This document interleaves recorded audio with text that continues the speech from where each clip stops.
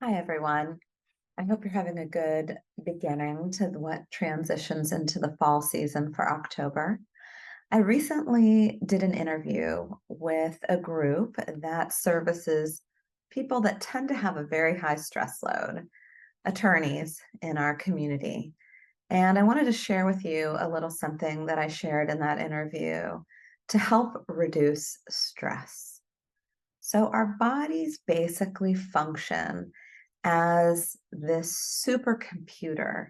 And there is a language that communicates to our nervous system that does not respond to words. It's part of the reason why we at Viva specialize in non talk type of therapy, because talk only helps you understand cognitively what's going on in a more functional way. But our nervous system actually needs cues that are not talk based. So, what did I recommend? I said there are basically three categories of intervention that we can do on a regular basis to help reduce our level of stress. And I think this is really relevant right now because fall starts back up, vacation time's over, we move into the holiday season. I feel like this is the beginning of a time that for some people becomes very, very stressful very quickly. And so, what are they? First, there are proactive interventions. Keep in mind, these are non talk based interventions. The three most important proactive interventions you can engage with right now are sleep.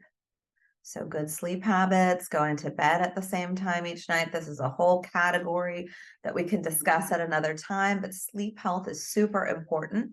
Nutrition, our bodies feel love, feel cared for, get the sense that they're safe. Exhale.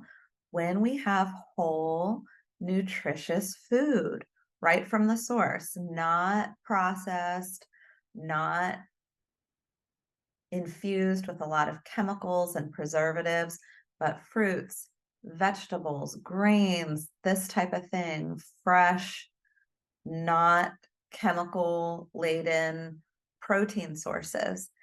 And the third one, you guessed it, it's exercise. When we exercise, we work out all of our organs, our tissues, our muscle, our bones, and it tells our body that we're doing well. Breathing is easy, walking is easy. Those are the proactive things. The second section is during, when you are feeling stressed out, when you're at the office, when you're shuttling kids around, when you're having to manage a loved one who's not doing well and you're caring for them. During, you can actually do quite an array of things to help reduce your stress. You can take breaks in what you're doing, even if it's a 5-minute break, to take a deep breath, to stretch, right? To stretch out your muscles, to hydrate. When we take in water, it tells our system, okay, this is a time of plenty. We're doing well. You can just drink some water and it'll help tell your body without words, okay, we're going to be okay. Water is an essential element that we need. That deep breathing that I mentioned, if you go onto our Resilient Brain Project, you can see all kinds of apps and resources and blogs that talk about breathing patterns that will tell your body that you're doing okay. And you can also do things like this, like tense up your muscles and then relax them. That will tell your body to move into a state of relax. And how about you didn't do the pre stuff and you didn't do the during stuff? Don't lose hope because there's also recovery things that you can do. You've had the terrible day, you didn't hydrate, you didn't take breaks, you haven't been sleeping well, nutrition's off. You can do things afterwards when you realize, whoa, it's just been an overwhelming day. This is different for everyone, but taking a bath can be relaxing for some, or a shower, hot or cold, can give you some sensory inputs that help your body feel better. Walking, it's a bilateral activity. More on that another time. Resting, just relaxing, getting in a prone position and being in a position of receiving, just like I did, arms out, body out.